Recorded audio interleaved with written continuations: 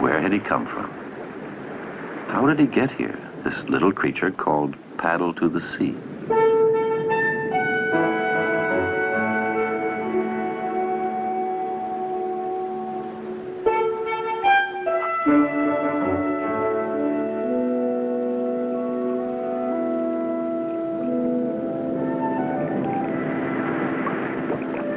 He couldn't know that Paddle had already traveled thousands of miles to reach the lighthouse on the headland by the sea.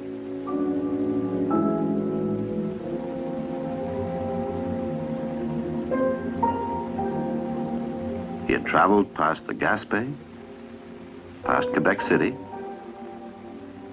further than Montreal, further than Toronto, further than Lake Huron.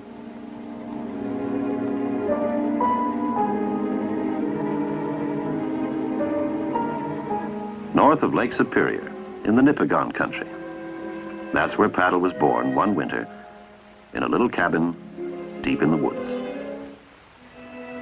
Now, that cabin was not only far away from the sea, it was also far above the level of the sea. And that's why the boy who lived there got a cedar log from the woods and started to carve Paddle to the Sea.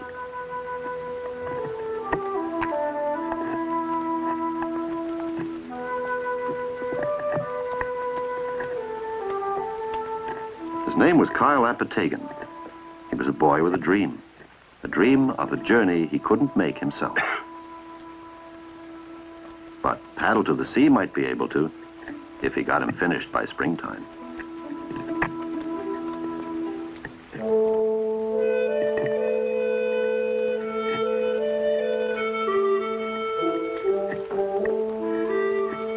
Kyle had learned in school that his home was on the height of land, and that meant from where he lived, all the streams and rivers and lakes flowed down to the sea.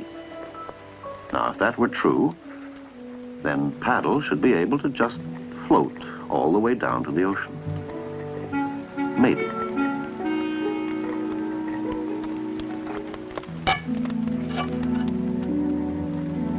Of course, he didn't tell anybody about his dream. They would laugh at him and say it couldn't happen. He didn't tell anybody why he melted the lead. Of course, it was to keep Paddle upright in the water.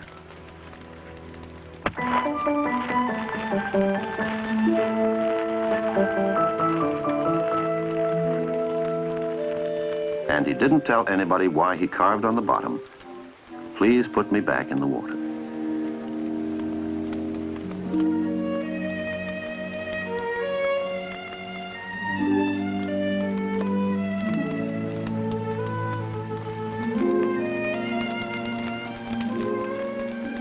But as he worked through the long winter evenings, and as Paddle grew more shapely and splendid and shiny, Kyle thought, I don't want to let him go. I want to keep him. Then one fine day, he made up his mind.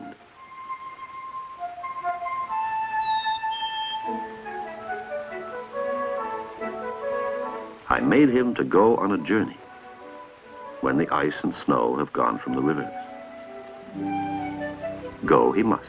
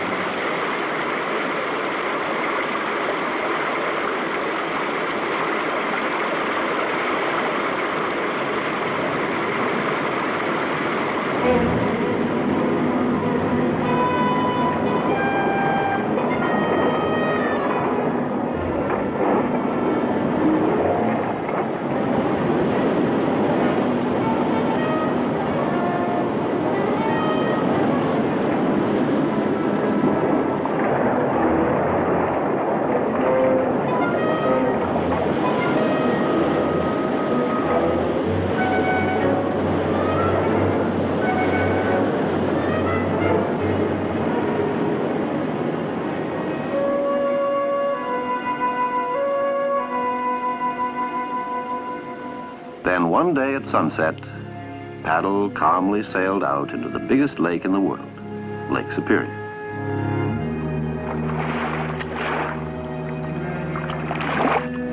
But Paddle couldn't paddle, of course. He was completely at the mercy of the wind and the waves.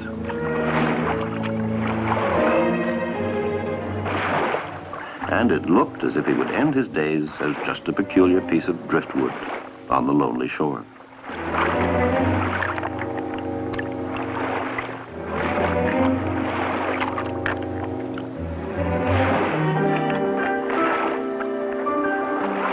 He got away, but his troubles weren't over by any means.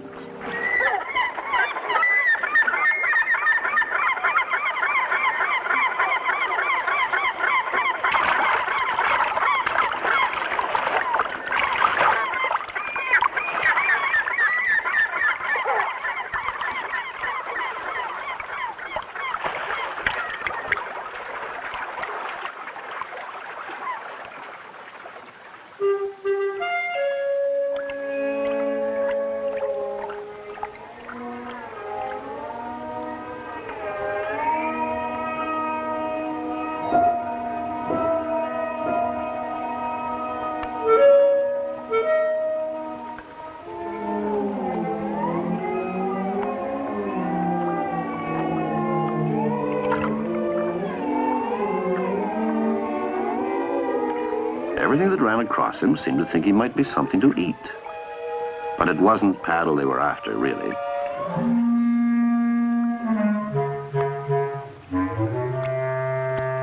The frog that jumped in with him was scared to death.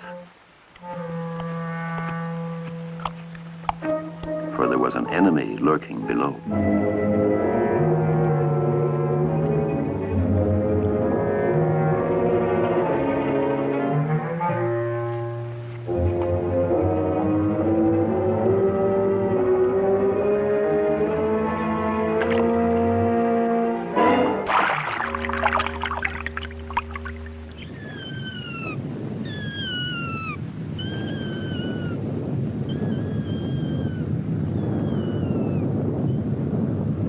Paddle could float, for he was made of wood.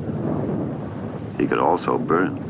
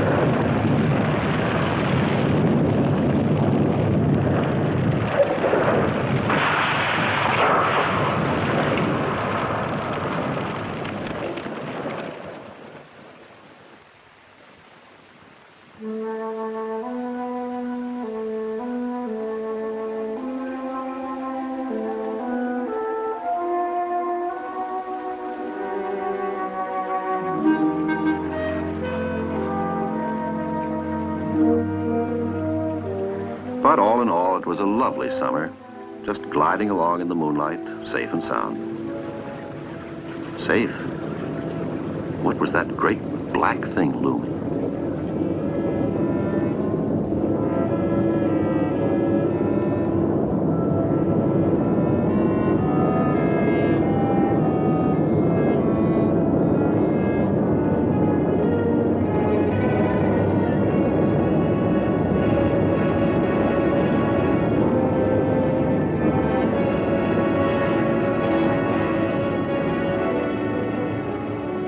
It was the first time Paddle had ever been this close to a ship.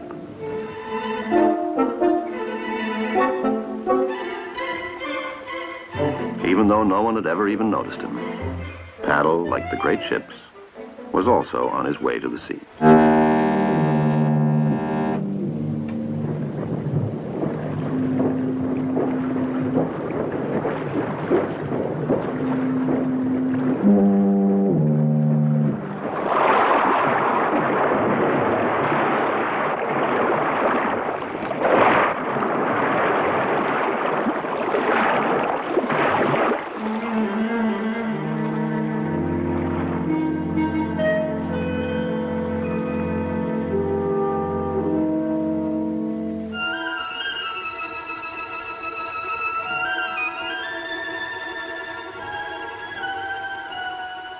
couldn't know that as the days got shorter and colder, and the snows came to the darkening hills, that one day the water that carried him would turn into ice.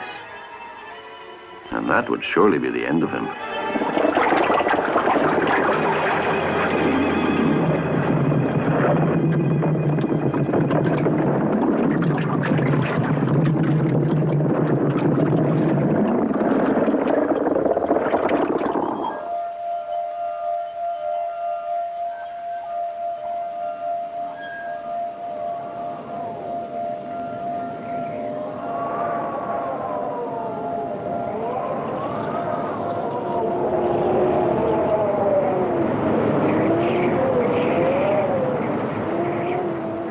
And there came a day when Paddle disappeared completely, gone without a trace.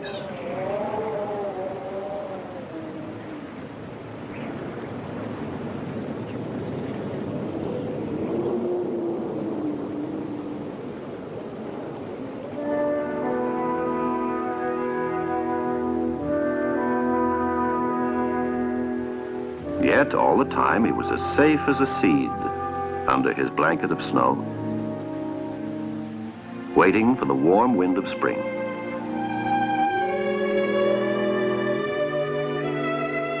Waiting for the sun to release him.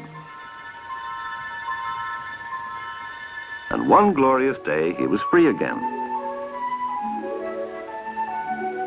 Free to travel on into the land of people.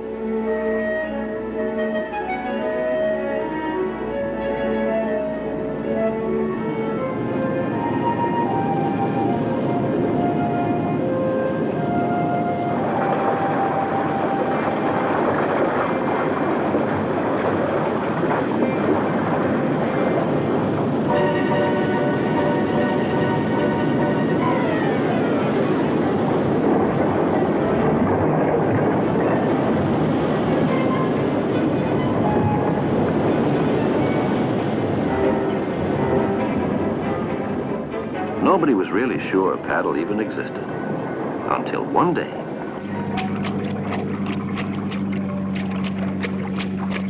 Quite by accident, he was caught.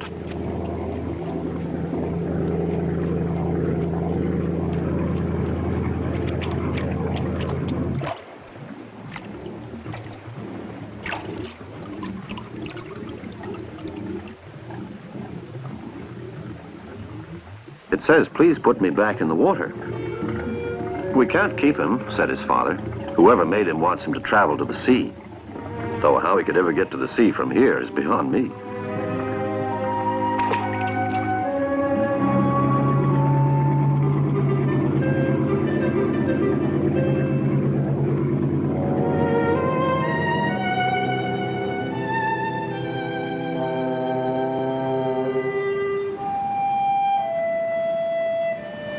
In all the time he'd been away, Paddle had only got as far as Detroit, still almost 1,500 miles from the ocean.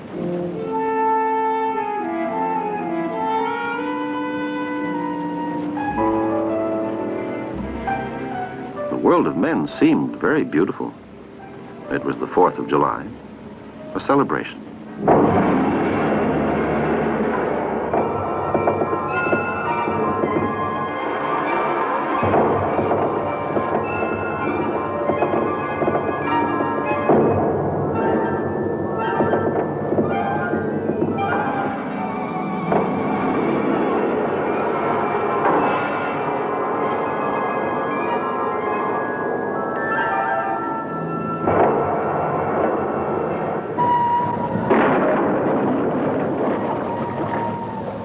But for a little creature like Paddle, the world of men was also very dangerous.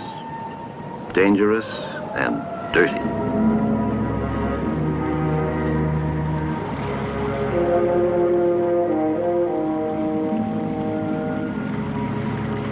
They were pouring all sorts of filth and slime and garbage into the lake.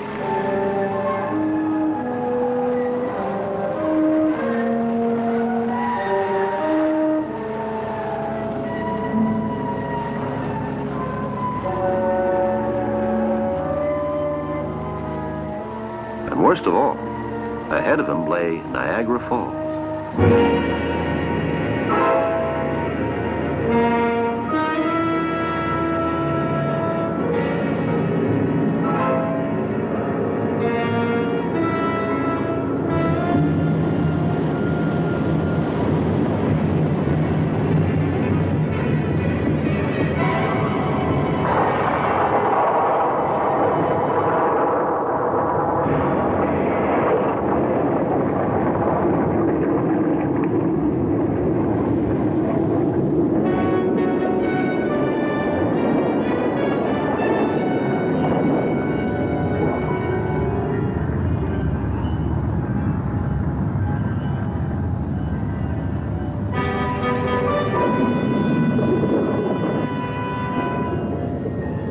was an exciting day for the people on the Maid of the Mist, the excursion boat below the falls.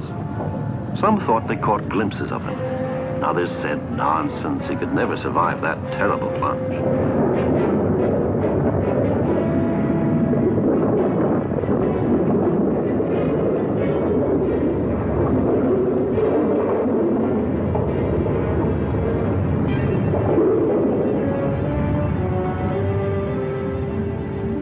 And then, just when his worst troubles seemed to be over, he disappeared.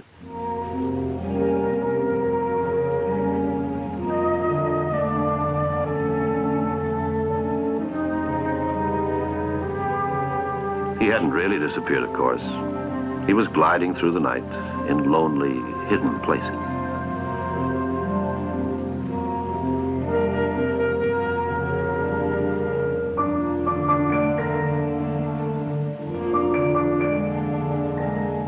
Nothing to worry about.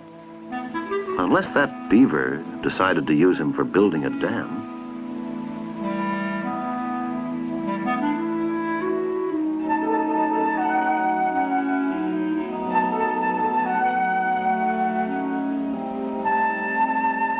Actually, Paddle had reached the safest place he could possibly come to. It was a wildlife sanctuary where all creatures are protected.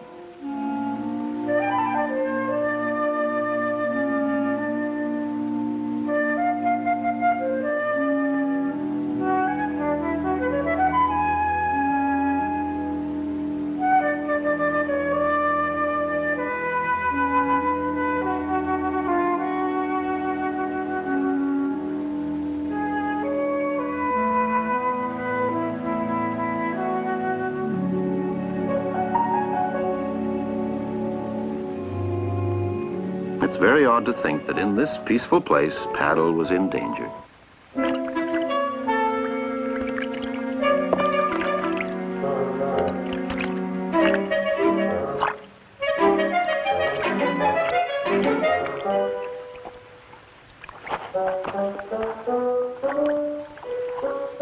The little boy didn't know how to read yet. For him, Paddle was just a wonderful toy he had found by chance.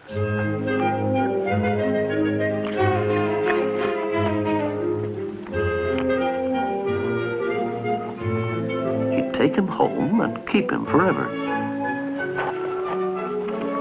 And then he made his big mistake. He decided to play with him first.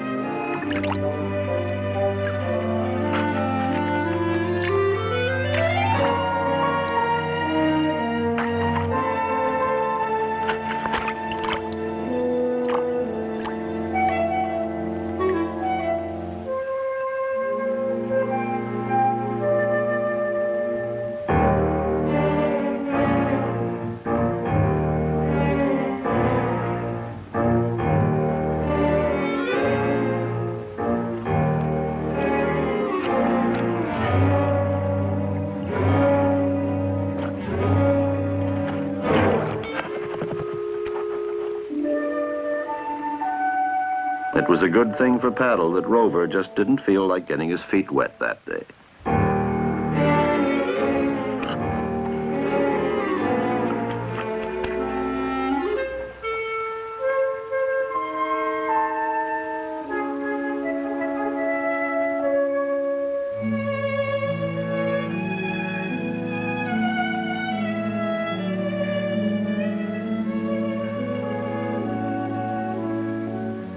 Paddle was free, and ahead of him, only one last big barrier.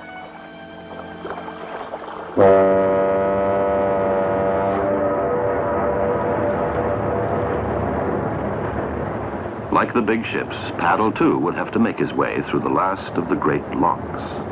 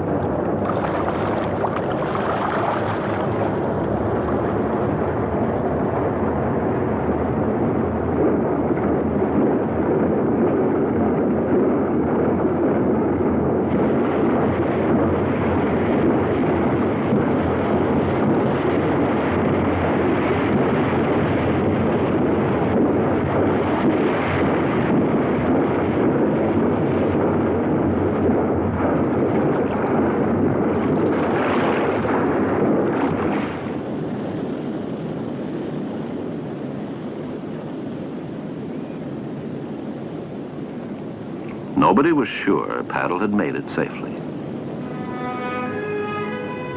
Nobody heard of him for months.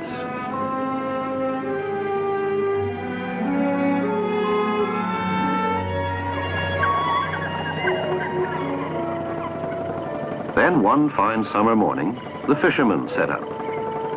They were after codfish, and cod flourish only in the sea.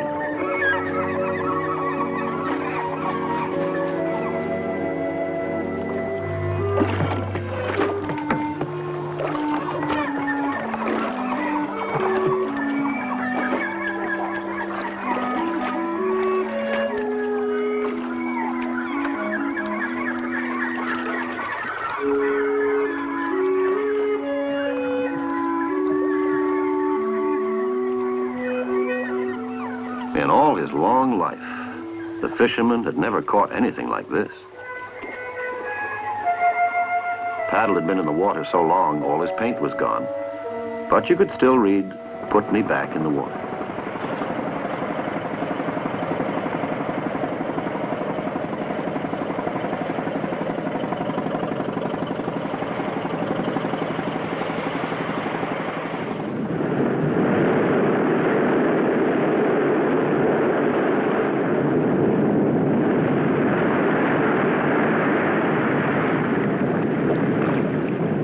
And that was when Paddle finally came to the lighthouse by the sea.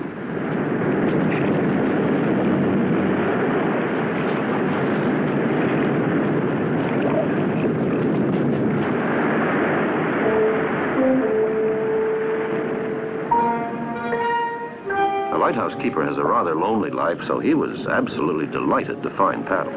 Paddle would make a wonderful addition to his collection of model boats.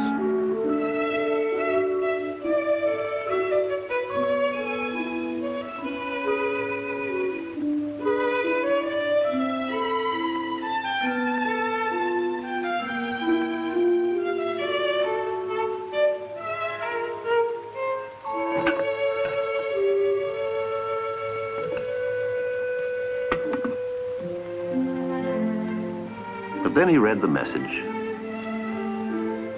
and he thought, he's not really mine to keep.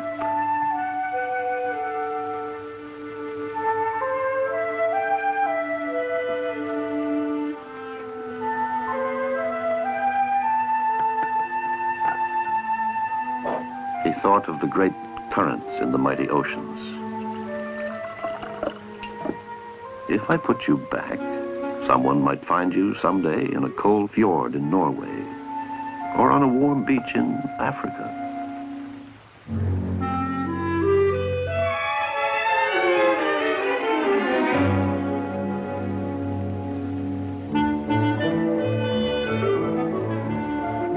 Who knows how far you may go? Who knows how far you've come? But that secret is known only to you and the boy who dreamed a dream and made him one winter long ago.